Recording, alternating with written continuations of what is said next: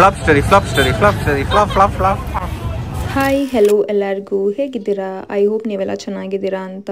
ಬನ್ನಿ ಇವತ್ತು KR ಮಾರ್ಕೆಟ್ಗೆ ಹೋಗಿ ವೆಜಿಟೇಬಲ್ ಶಾಪಿಂಗ್ ಮಾಡ್ಕೊಂಬರೋಣ, ಹಾಗೆ ಎಕ್ಸ್ಪೀರಿಯನ್ಸ್ ಹೇಗಿರುತ್ತೆ ಅಂತ ನೋಡೋಣ. ಮಾರ್ಕೆಟ್ಗೆಲ್ಲ ಕಾರ್ ಬದಲು 2 ವೀಲರ್ ಯಾವಾಗಲೂ ಬೆಸ್ಟು, ಸೊ 2 ವೀಲರ್ ತೊಗೊಂಡು ಹೋಗ್ತಾ ಇದ್ದೀವಿ.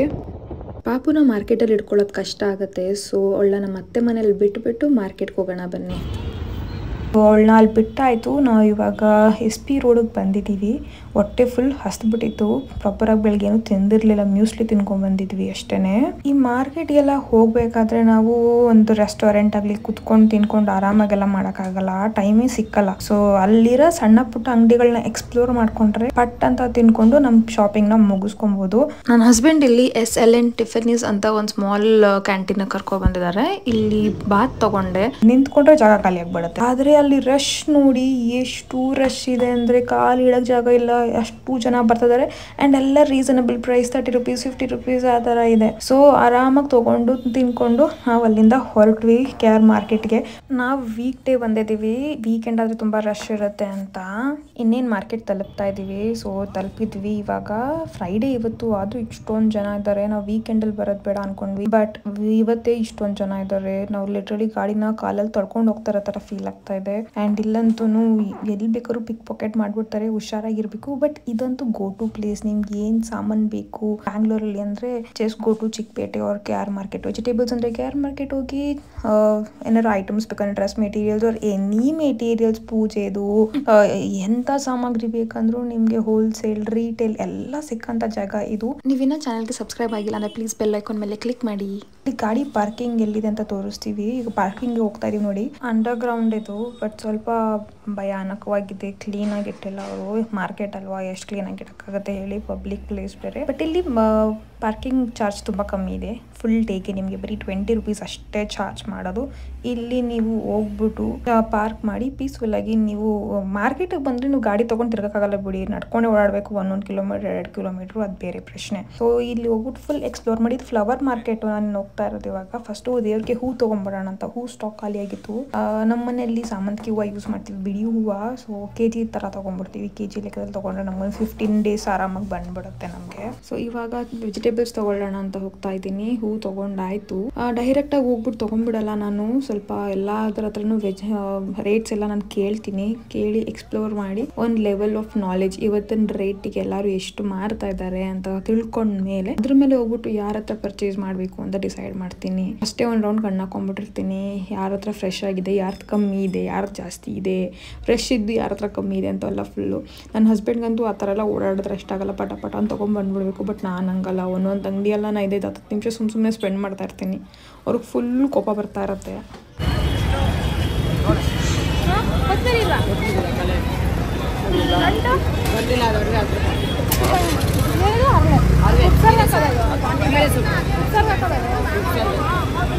ಹೌದು ತಗೋ, ಅರವೆ ಸೊಪ್ಪು.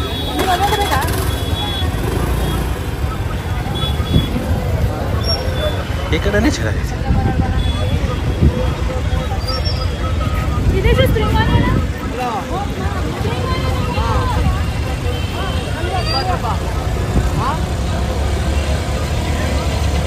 ಸೊಪ್ಪು ಅಂಗಡಿಯವರಂತೂ ಫುಲ್ ಅದು ಫೋನಲ್ಲಿ ಮುಳುಗೋಗಿದ್ದಾರೆ. ಯಾವುದಕ್ಕೆ ರೇಟ್ ಕೇಳೂ ನಂಗೆ ಹೇಳ್ತಿಲ್ಲ. ಕೊನೆಗೆ ಏನೋ ಒಂದು ತೊಗೊಂಡು ಬಂದೆ.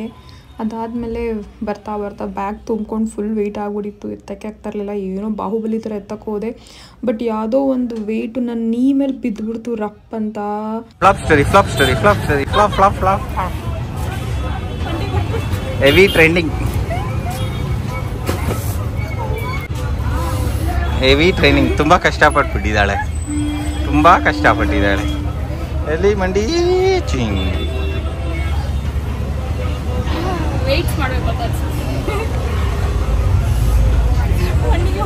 ಸೊ ಈಗ ರಿಟರ್ನ್ ಆಗ್ತಾ ಇದ್ದೀನಿ. ಫುಲ್ ಸುಸ್ತಾಗಿ ರೋಸ್ಟ್ ಆಗಿಬಿಟ್ಟಿದ್ದೀನಿ ಗೈಸ್. ಇವಾಗ ರೋಡಲ್ಲಿ ಬರಬೇಕಾದ್ರೆ ಈ ಗೋಧಿದು ನಾನು ತೋರಣ ನೋಡಿದೆ. ತುಂಬ ದಿನ ತೊಗೋಬೇಕು ಅಂತ ನಾನು ನನ್ನ ಹಸ್ಬೆಂಡ್ ಅಂದ್ಕೊಂಡಿದ್ವಿ. ಅದನ್ನು ಪುನಃ ಯೂಟರ್ನ್ ತೊಗೊಂಡು ವಾಪಸ್ ಹೋಗ್ಬಿಟ್ಟು ಚೆಕ್ ಮಾಡಿದ್ವಿ. ಕ್ವಾಲಿಟಿ ತುಂಬ ಚೆನ್ನಾಗಿತ್ತು. ರೋಡಲ್ಲಿ ಹಾಕೊಂಡಿದ್ರು. ಇದೆಲ್ಲೋ ಜಯನಗರ ಥರ ಅಷ್ಟೇ ಸಿಕ್ಕಿದ್ದು ನಮಗೆ. 230 ರೂಪೀಸ್ ಪೇ ಮಾಡಿದೆ. 230 ಅಲ್ಲ, 260 ರೂಪೀಸ್ ಪೇ ಮಾಡಿದೆ. ವರ್ತ್ ಅಂತ ಅನಿಸ್ತು ನನಗೆ. ಈಗ ನನ್ನ ಮಗಳನ್ನ ಪಿಕ್ ಮಾಡ್ಕೊಳ್ಳೋಕ್ಕೆ ಅಂತ ನಮ್ಮ ಅತ್ತೆ ಮನೆಗೆ ಹೋಗ್ತಾ ಇದ್ದೀವಿ. ಹೋದ ತಕ್ಷಣ ಅವರಂತೂ ಸೊಪ್ಪೆಲ್ಲ ನೋಡಿದ್ರಲ್ಲ, ನಾನೊಬ್ಬಳೆ ಕ್ಲೀನ್ ಮಾಡ್ಕೊಳಕ್ಕಾಗಲ್ಲ, ಕಷ್ಟ ಆಗುತ್ತೆ ಮಗುನ ಹಿಡ್ಕೊಂಡು ಅಂದ್ಬಿಟ್ಟು ನಮ್ಮ ಅತ್ತೆ ಮಾವ ಇಬ್ರು ಕುತ್ಕೊಂಡ್ಬಿಟ್ರು ಕ್ಲೀನ್ ಮಾಡೋಕ್ಕೆ ಅಂತ.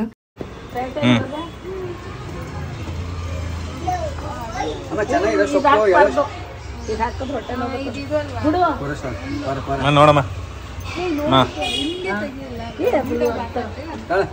ಡ್ಯಾಡಿ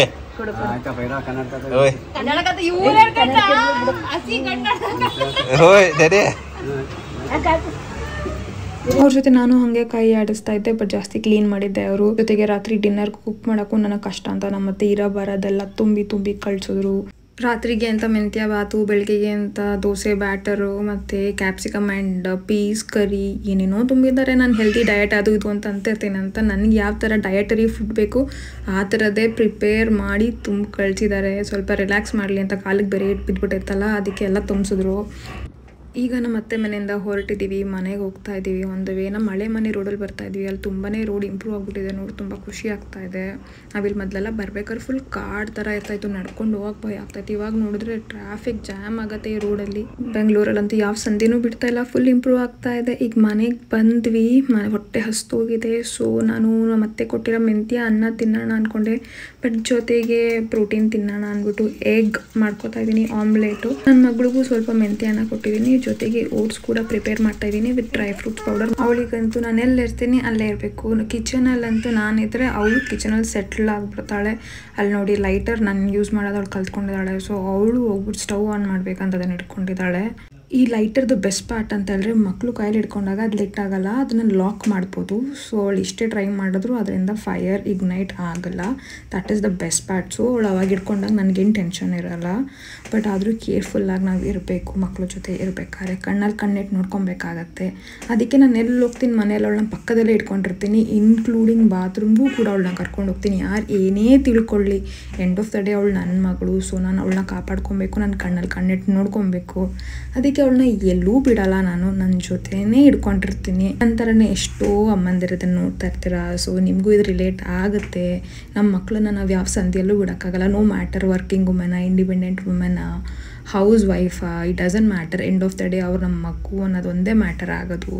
ಈಗ ಊಟ ಮಾಡಿ ನಾನು ಇನ್ನೂ ತಂದಿರೋ ತರಕಾರಿ ಎಲ್ಲ ಪುನಃ ಸ್ವಲ್ಪ ಫ್ರಿಜ್ಜಿಗೆ ಸ್ಟಾಕ್ ಮಾಡಬೇಕು, ಇಲ್ಲಾಂದರೆ ಎಲ್ಲ ಹಾಳಾಗಿಬಿಡುತ್ತೆ ಸ್ಟಾಕ್ ಮಾಡಿಲ್ಲ ಅಂತ ಹೇಳಿದ್ರೆ. ಸೊ ಅದು ಬೇರೆ ಪೆಂಡಿಂಗ್ ವರ್ಕ್ ಇದೆ.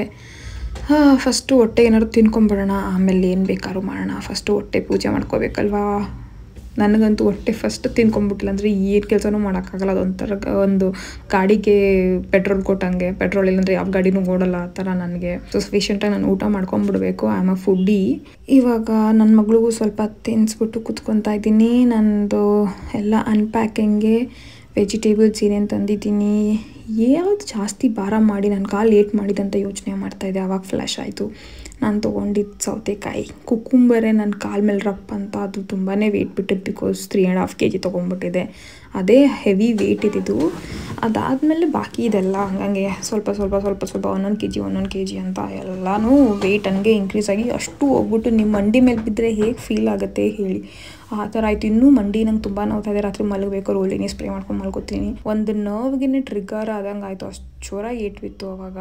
ಇವರಿಬ್ರಿಗಂತೂ ನಾನು ಎಲ್ಲಿ ಹೋಗ್ತೀನಿ ಅಲ್ಲೇ ನನ್ನ ಹಿಂದೆ ಬಂದು ಒಟ್ಟಿಗೆ ಕುತ್ಕೊಂಡ್ಬಿಡ್ಬೇಕು. ಅವಳೆ ಹೆಂಗಂದರೆ ನಮ್ಮಮ್ಮ ಏನು ಮಾಡ್ತಾಳೆ, ಇವ್ನು ಮ್ಯಾಕ್ಸು ಬಿಡಲ್ಲ ನನ್ನ ಮಗಳೂ ಬಿಡಲ್ಲ. ಅದು ಏನು ಒಂದು ಸ್ವಲ್ಪ ಗಾಳಿ ಆಡಂಗಾರು ಬಿಡ್ತಾರ, ಇಲ್ಲ ಅಂಟ್ಕೊಂಡೇ ಕೂತ್ಕೋಬೇಕು ಇವರಿಬ್ರಿಗೆ. ಆ ಥರನೇ ನನ್ನ ಜೊತೆ ಇರಬೇಕು ಅವರು. ಆಲ್ಮೋಸ್ಟ್ 10 days ಆಯಿತು ನಾನು ಹೆಲ್ದಿ ಡಯಟ್ ಮೇಂಟೈನ್ ಮಾಡಿ, ಪ್ರಾಪರ್ ವರ್ಕೌಟ್ ಎಲ್ಲ ಮಾಡಿ. ಬಿಕಾಸ್ ಆಫ್ ಒಂದು ನನ್ನ ಹಸ್ಬೆಂಡ್ ಬರ್ತಡೇ ಬಂತು ಅಂತ ಒಂದು 4-5 ದಿನ ವೇಸ್ಟ್ ಆಯಿತು. ಜೊತೆಗೆ ಅದಾದಮೇಲೆ ನನಗೆ ಪೀರಿಯಡ್ ಸ್ಟಾರ್ಟ್ ಆಯಿತು. ಆವಾಗಲೂ ನಾನು ಪ್ರಾಪರಾಗಿ ಕುಕ್ ಮಾಡೋಕ್ಕಾಗ್ತಾ ಇರಲಿಲ್ಲ. ಬಟ್ ಒನ್ ಗುಡ್ ಪಾರ್ಟ್ ನಾನು ಅದು ಅಬ್ಸರ್ವ್ ಮಾಡಿರೋದಂದರೆ, ನಾನು ಈ ಹೆಲ್ದಿ ಲೈಫ್ ಸ್ಟೈಲ್ಗೆ ಸ್ವಿಚ್ ಆಗಿರೋದ್ರಿಂದ ಮೊದಲು ನಾನು ಆಲ್ಮೋಸ್ಟ್ 3 ಪೇನ್ ಕಿಲ್ಲರ್ಸ್ ತೊಗೊಂಡಿದ್ದೆ ಪೀರಿಯಡ್ಸ್ ಟೈಮಲ್ಲಿ. ಬಟ್ ಇವಾಗ ನಾನು ಬರೀ ಒಂದೇ ಒಂದು ತೊಗೊಂಡೆ and it was not that severe also. ಅಂದರೆ ನಂದು ತುಂಬ ಸಿವಿಯರಾಗಿ ಬರುತ್ತೆ ಪೇನು. ಇವರಿಬ್ಬರಂತೂ ಯಾವಾಗಲೂ ಜಗಳ ಕತ್ಕೊತಾರೆ. ನಾನು ತಿನ್ನೋಕೆ ಏನಾದ್ರು ಕೈಯಲ್ಲಿ ಇಟ್ಕೊಂಡ್ರೆ ಅವ್ರು ಕೊಡ್ತೀನಿ ಅಂತ ಗೊತ್ತಿರುತ್ತಲ್ಲ, ಅದಕ್ಕೆ ಇಬ್ಬರೂ ಜಗಳ ಮಾಡ್ತಾರೆ. ಇಬ್ಬರೂ ಜಲಸಿ. ನಾನು ಅವಳನ್ನ ಪ್ಯಾಂಪರ್ ಮಾಡಿದ್ರೆ ಇವ್ನಿಗೆ ಇಷ್ಟ ಆಗಲ್ಲ, ಇವನ್ನ ಪ್ಯಾಂಪರ್ ಮಾಡಿದ್ರೆ ಅವಳಿಗೆ ಇಷ್ಟ ಆಗಲ್ಲ. ಫುಲ್ ಇಬ್ಬರು ಯಾವಾಗಲೂ ಜಗಳ ಆಡ್ತಾರೆ. ಸೊ ಇಬ್ರಿಗೂ ಒಂದು ಸ್ವಲ್ಪ ಪ್ಯಾಂಪರ್ ಮಾಡಿ ನೈಸ್ ಮಾಡಿ ಇಬ್ರಿಗೂ ಶೇರ್ ಮಾಡಲೇಬೇಕು, ಏನು ಕೊಟ್ರೂ ಶೇರ್ ಮಾಡಬೇಕು. ಶೇರ್ ಮಾಡಿಲ್ಲ ಅಂದರೆ ಇಬ್ಬರೂ ಆಮೇಲೆ ಫುಲ್ ಮುಖ ಮಾಡ್ಕೋತಾರೆ ನನಗೆ. ಎಷ್ಟೇ ಆಗಲಿ ಮ್ಯಾಕ್ಸ್ ನನ್ನ ಮೊದಲನೇ ಮಗ, ಆಮೇಲೆ ನನ್ನ ಮಗಳು ಹುಟ್ಟಿದ್ದು. ಅವನಂತೂ ನಾವು ಮಗನ ಥರನೇ ನೋಡ್ಕೊಳ್ಳೋದು. ಯಾವತ್ತೂ ಒಂದು ಡಾಗ್ ಅನ್ನೋ ಫೀಲಿಂಗೇ ಇಲ್ಲ ನಮಗೆ. ಮನೇಲಿ ಅವನೊಬ್ಬ ಮೆಂಬರು, ನನ್ನ ಮಗ ಆ ಥರನೇ ಇರೋದು. ಆ್ಯಂಡ್ ನನ್ನ ಮಗಳು ಹುಟ್ಟಿದಾಗಂತೂ ಅವನಿಗೆ ಫುಲ್ ಟೆನ್ಷನ್ ಆಗಿತ್ತು, ಅವನ್ನ ಅಬ್ಯಾಂಡನ್ ಮಾಡಿಬಿಡ್ತೀವಿ, ಬೇರೆ ಯಾರನ್ನೋ ಕರ್ಕೊಬಂದು ಲವ್ ಮಾಡೋಕ್ಕೆ ಅಂತ. ಅವಳ ಮೇಲೆ ತುಂಬಾ ಟೆನ್ಷನ್ ತೊಗೊಂಡಿದ್ದ. ಆಲ್ಮೋಸ್ಟ್ 2-3 ಮಂತ್ಸ್ ತೊಗೊಂಡು ಅವನು ನಾರ್ಮಲ್ ಆಗೋಕ್ಕೆ, ಅವ್ರ ಜೊತೆ ಅಡ್ಜಸ್ಟ್ ಆಗೋಕ್ಕೆ ಅಂತ. ಈಗಂತೂ ಇಬ್ಬರು ಕ್ಲೋಸ್ ಆಗಿಬಿಟ್ಟಿದ್ದಾರೆ, ಒಬ್ಬರ ಮೇಲೆ ಒಬ್ಬರು ಬಿತ್ಕೊಂಡು ಒದ್ದಾಡ್ತಾ ಇರ್ತಾರೆ. ಅವಳು ಊಟ ಇವನು ಕತ್ತಿತಾನೆ, ಇವನು ಊಟ ಅವಳು ಕತ್ತಿತಾರೆ, ಏನೋ ನಡೀತಾ ಇರುತ್ತೆ ಅವ್ರಿಗೆ ಮಧ್ಯೆ ಡೀಲಿಂಗ್ಸು ಫುಲ್ಲು. ನನ್ನ ಕೈಲಿ ಇಬ್ಬರು ಸಿಗಾಕೊಂಡಾಗ ಅವಾಗ ಬೈಸ್ಕೊತಾ ಇರ್ತಾರೆ. ನನ್ನ ಮಗಳನ್ನಂತೂ ನಾನು ಎಲ್ಲ ಕೆಲಸದಲ್ಲೂ ಇನ್ವಾಲ್ವ್ ಮಾಡ್ಕೊತೀನಿ. She enjoys spending time with me actually.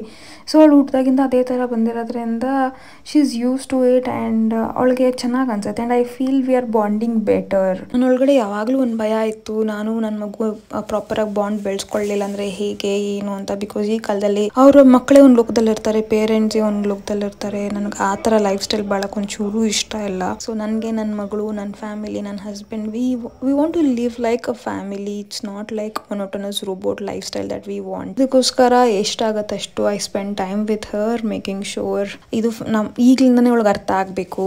ಇದು ನಮ್ಮ ಫ್ಯಾಮಿಲಿ, ಇದು ನಮ್ಮ ಮನೆ, ಇದು ನಾವು, ನಮ್ಮದು ಎಲ್ಲ ಅವಳಿಗೆ ಗೊತ್ತಾಗ್ತಾ ಇರಬೇಕು. ಅದಕ್ಕೋಸ್ಕರ ಪ್ರತಿಯೊಂದರಲ್ಲೂ ಅವಳನ್ನ ಇನ್ವಾಲ್ವ್ ಮಾಡ್ತೀವಿ. ಆ್ಯಂಡ್ ಈ ಗೋಧಿ ತೋರಣ ತೊಗೊಬಂದ್ವಲ್ಲ, it is so good and ತುಂಬಾ ರಿಚ್ ಆಗಿ ಕಾಣ್ತಾ ಇದೆ. ಫಸ್ಟ್ ಒಂದು ನಾರ್ಮಲ್ ಹಾರ ಹಾಕಿದ್ವಿ, ಪ್ಲಾಸ್ಟಿಕ್ ಹೂವಿನ ಹಾರ. ಅದೇ ನಂಗೆ ಅಷ್ಟೊಂದು ಇಷ್ಟ ಆಗ್ತಾ ಇರಲಿಲ್ಲ. But this is giving a different look altogether to our main door.